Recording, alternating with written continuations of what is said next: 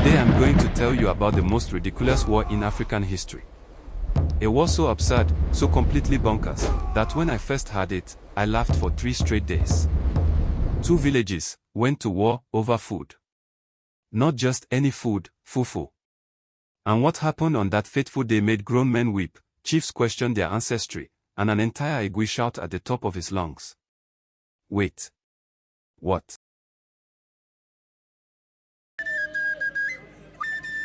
Deep in the heartland, where palm trees dance with the wind and the earth is red as fresh palm oil, stood 2 villages that hated each other with the passion of 1,000 burning peppers. On one side, Yumils, proud, boastful, with men whose chests were bigger than their common sense. Their motto: we don't just eat food, food trembles before us. On the other side, Okonjo, stubborn, determined, with hearts harder than day-old cassava. Their battle cry: what Aloja can swallow, we can swallow backwards. Now, these villages fought over everything. If Aloja said the sky was blue, Okonjo would argue it was purple with green polka dots. If Okonjo claimed their palm wine was sweet, Aloja would insist theirs was so sweet that bees got jealous. But there was one thing they agreed on, that they disagreed on everything. So how do you settle a rivalry that's older than your grandfather's grandfather? Simple. You eat until someone surrenders. Enter the great annual fufu-eating competition. For 27 years, these villages had been settling their differences the most African way possible, through their stomachs. The rules were sacred, the stakes were everything, and the prize was the legendary golden calabash of ultimate supremacy. This year, fate decreed that Aloja would host.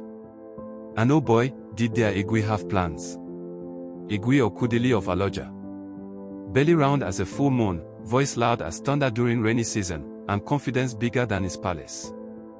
He stood before his council and declared with the authority of 7 ancestors: my people, this year, we don't just win, we obliterate. We will eat so much fufu that Okonjo will think we have magic stomachs. We will swallow so much soup that they'll wonder if we're human or walking calabashes. Meanwhile, in Okonjo, their chief, a wiry man named Namdi, whose small frame hid the heart of a lion, gathered his warriors and made his own promise. Brothers, if Aloja brings mountains of fufu, we will move those mountains into our bellies. If they bring the mortar and pestle, we will chew them like meat. Victory or nothing. Now, both villages needed to select their champions through qualifying rounds. And let me tell you, the qualifiers in Aloja were legendary. The entire village gathered in the central square. Mothers brought their biggest pots, children climbed trees for the best view, and even the village goats seemed interested in the competition. 20 men stepped forward. 20. Each one looking like he could swallow a small farm. The first contestant, Big Joe, attacked that fufu like it had insulted his mother. Rap after rap disappeared down his throat. The crowd cheered. Even while swallowing, this man was dancing. His hips moving, his shoulders shaking, and that fufu just vanishing. The second man, Thick-necked Thomas, didn't just eat the fufu, he inhaled it. People swore they could see the wind being sucked into his mouth. By the end, Aloja had selected 5 champions so mighty, so unstoppable, that mothers used their names to scare stubborn children: eat your food or Big Joe will come for you. The Igwe was so pleased, he declared a 3-day festival. We have not just found champions, he announced, we have found legends. But in Okonjo, oh dear, in Okonjo, things went as smoothly as trying to catch fish with your bare hands. The qualification day arrived like a funeral march. 15 brave men stepped forward, chests puffed out, confidence oozing from their pores. The first contestant took one look at the fufu mountain and his confidence crumbled like cold bread. He managed 3 raps before clutching his stomach and running to the bushes. The second man started strong, very strong. He was eating like a machine. But halfway through, he began chewing, and chewing, and chewing. The fufu had turned into concrete in his mouth. The poor man was still chewing when the sun set. The third contestant actually fainted. Yes, fainted. With fufu still dangling from his mouth like a white tongue. One by one, they fell. Some begged for mercy, others for water, and one poor soul just sat there staring at the remaining fufu like it had personally wronged him. By evening, not a single person had qualified. Not one. The women began wailing, "Our men have failed us." The elders shook their heads, "The ancestors are laughing at us." Even the children were embarrassed. How will we face Aloja? That night, Chief Namdi called an emergency council meeting. The mood was darker than a moonless night during Harmattan season. "Brothers," he said, his voice heavy with shame, "for the first time in 27 years, we have no champions.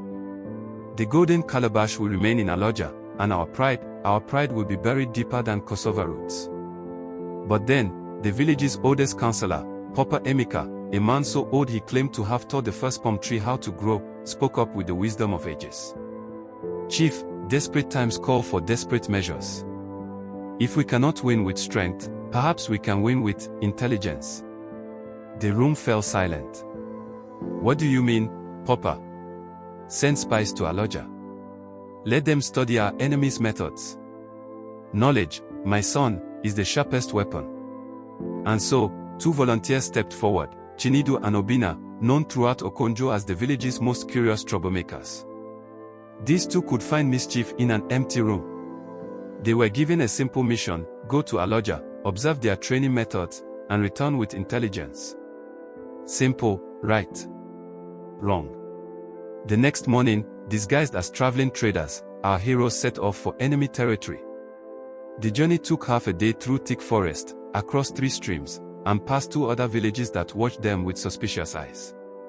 When they finally arrived at Aloja's gates, they were sweating like palm wine tappers in the hot sun. But they put on their best innocent smiles and approached the guards. "Good morning, brothers. We are simple traders from a distant village, hoping to rest and perhaps witness your famous preparations for the great competition." Now here's where the story takes a turn more twisted than a snake in a basket. The Aloja guards looked at each other and grinned, not friendly grins, but the kind of grins that spell trouble with capital letters. "Welcome, welcome," they said, practically dragging our spies into the village. Perfect timing. Our Igwe was just saying he wanted to test our hospitality on strangers. Before Chinedu and Obina could protest, they were marched straight to the palace courtyard, where the Igwe himself sat on his wooden throne like a king surveying his kingdom. "Visitors," the Igwe boomed, his voice echoing off the mud walls. "In Aloja, we believe in showing our guests the full experience of our culture." And then, they brought out the food. Not small portions. Not sample sizes. Not even regular guest portions. 40 wraps of fufu. A soup bowl big enough to bathe a small child. Enough food to feed a wedding party. Chinedu and Obina stared at the food mountain before them. Their mission was supposed to be observation, not participation. Chinedu whispered to Obina, "Brother, this is not food, this is a death sentence." Obina whispered back, "If we don't eat it, they'll know we're spies. If we do eat it, we'll die. Either way, we are finished." The entire Aloja palace had gathered to watch. Men, women, children, even the palace chickens seemed interested in the spectacle. But then something magical happened. These 2 men, who had failed to qualify in their own village, who had been called weak and inadequate, suddenly found strength they never knew they had. Maybe it was pride. Maybe it was fear. Maybe it was just pure African stubbornness. But they looked at each other, nodded, and picked up their first wraps of fufu. What happened next defied all laws of nature, physics, and common sense. Chinedu grabbed that first wrap and swallowed it like it was nothing. Obina followed suit, making it look easy as breathing. The palace crowd began murmuring, "These strangers can eat." But our heroes were just getting started. Wrap after wrap disappeared. The soup level dropped like water in a broken pot. Chinedu was eating with the precision of a master craftsman, each wrap the perfect size, each dip into the soup calculated to perfection. Obina was eating like a man possessed, his hands moving so fast they were just blurs, fufu disappearing faster than money on payday. The Aloja people stopped talking. They stopped breathing. They just stared. 10 wraps gone. 20 wraps gone. 30 wraps gone. And then, Silence. The bowl was empty. Every single wrap had vanished. Even the soup had been drunk clean. Chinedu and Obinna sat back, wiped their mouths with the backs of their hands, and let out satisfied burps that echoed through the courtyard. The Igwe's mouth was hanging open like a broken gate. His chiefs were rubbing their eyes like they'd seen ghosts. Even the palace dog was whimpering in confusion. Finally, the Igwe found his voice. Strangers, that was impressive. Your village must be very proud to have such champions.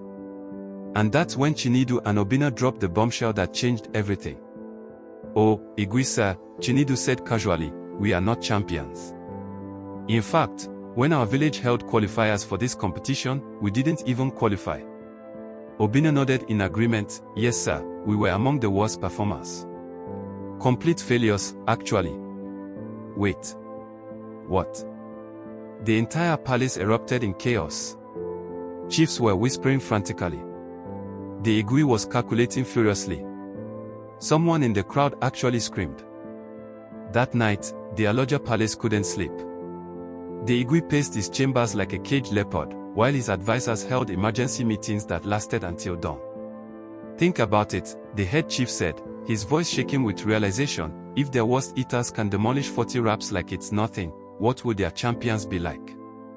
Another advisor added, maybe they have supernatural powers. Maybe they made a deal with the ancestors. The Igwe stopped pacing and stared out the window toward Okonjo. Brothers, I fear we may have bitten off more than we can chew, literally.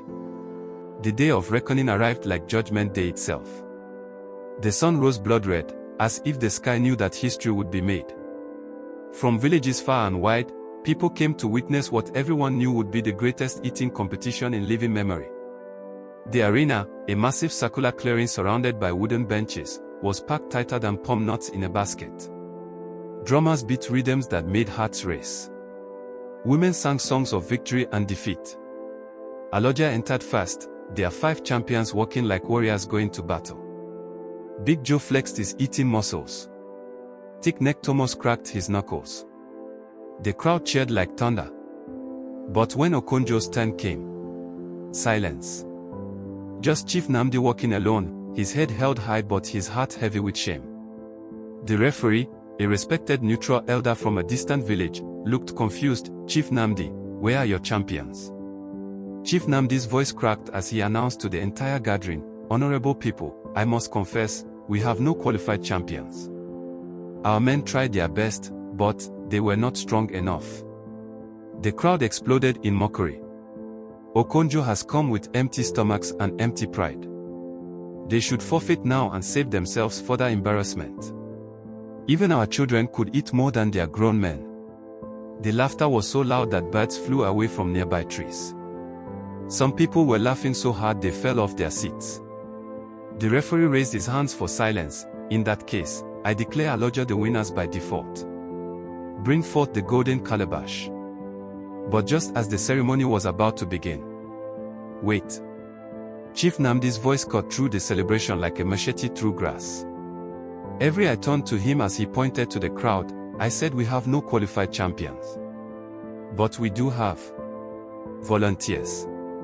And from the crowd stepped Chinedu and Obinna, the same 2 men who had caused panic in Aloja just days before. The Aloja section went dead silent. The Igwe's face turned white as fresh fufu. His champion suddenly looked nervous. The referee was confused. Chief, these are the men who didn't qualify in your village. How can they represent you? Chief Nnamdi smiled for the first time in days. Sometimes, my friend, qualification is just a formality. Let the food decide who the real champions are. And so began the most ridiculous, most incredible, most impossible eating competition in African history. The rules were simple: eat until you can't eat anymore. Last team standing wins the golden calabash and bragging rights for the entire year. The food was brought out, mountains of fufu that reached toward the sky. Soup pots so large they needed 4 men to carry them. Even the smell was intimidating. Round 1. The Aloja champions attacked like hungry lions. Big Joe grabbed handfuls of fufu. Thick-necked Thomas was dipping and swallowing like a machine. But Chinedu and Obinna, They started slow, methodical, like experienced fishermen who know the river takes patience. Round 2. The pace was incredible. Fufu was flying. Soup was splashing. The crowd was going wild. Round 3. And that's when things started getting interesting. By the 4th round, something strange was happening. The mighty Aloja champions were slowing down. Big Joe's dancing had stopped.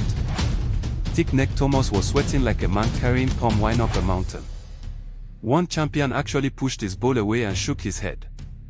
But Chinedu and Obinna, they were eating like they had just started.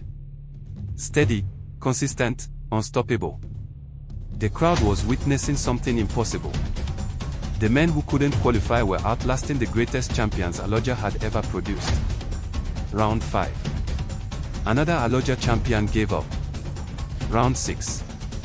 Big Joe himself, the dancing eating machine, clutched his stomach and surrendered. By round 7, only Thick-neck Thomas remained for Aloja, and he was looking green around the edges. It came down to this, Thick-neck Thomas versus Chinedu and Obinna in the ultimate test of stomach supremacy. The arena was so quiet you could hear palm fruits falling from trees. Even the drummers had stopped beating. Thomas grabbed what he thought would be his final wrap of fufu. His hands were shaking. Sweat was pouring down his face. The crowd held their breath. He took one bite, chewed slowly, and then his eyes rolled back. He grabbed his throat. He stood up, stumbled backward, and sneezed fufu all over the table. The mighty Thick-neck Thomas had been defeated by his own sneeze. But Chinedu and Obinna, they calmly finished their portions, wiped their mouths, and stood up like they had just finished a light snack. The arena erupted in the most confused celebration in history. Half the crowd was cheering, half was in shock, and everyone was trying to understand what they had just witnessed. As the golden calabash was presented to the Okonjo team, Chinedu stepped forward to address the crowd. People of both villages, today you learned an important lesson. We may have failed our qualifiers, but sometimes failure is just practice wearing a disguise. In our village, we were considered weak. But weakness taught us patience. Defeat taught us strategy. Shame taught us humility. The champions of Aloja are strong, stronger than us in many ways. But strength without wisdom is like a river without direction, it flows everywhere and nowhere. And then Obinna added with a grin that would be remembered for generations, also, we didn't tell the complete truth earlier. We didn't qualify in our village because we accidentally ate the entire qualification soup pot before the competition even started. We were disqualified for cheating, not for weakness. The crowd exploded in laughter so loud that 3 neighboring villages thought it was a celebration festival. Even the defeated Aloja champions couldn't help but smile at the cleverness of it all. The Igwe of Aloja, in a display of good sportsmanship that surprised everyone, stood up and declared, "Okonjo, you have won not just with your stomachs, but with your wisdom. The golden calabash is yours, and it is well deserved." From that day forward, the story spread like wildfire across the land. Mothers told it to their children. Elders shared it at village meetings. Travelers carried it to distant places. Speaking of spreading stories, if this tale made you laugh, amazed you, or taught you something new, hit that like button and subscribe for more incredible African folklore. Trust me, I have stories that will blow your mind even more than Chinedu and Obinna blew minds with their eating skills. The annual competition continued, but it was never quite the same. Both villages had learned that sometimes the greatest victories come from the most unexpected places. And the moral of our incredible tale: never underestimate a hungry man who has failed, because next time, he might not just swallow your food, he might swallow your pride along with it. So there you have it, the day fufu became war, and 2 village failures became the greatest eating champions in African folklore. The next time someone tells you that you're not good enough, remember Chinedu and Obinna. Sometimes the person who doesn't qualify today becomes the champion tomorrow. And if you ever find yourself in a village eating competition, maybe check if the participants have been accidentally eating soup pots beforehand.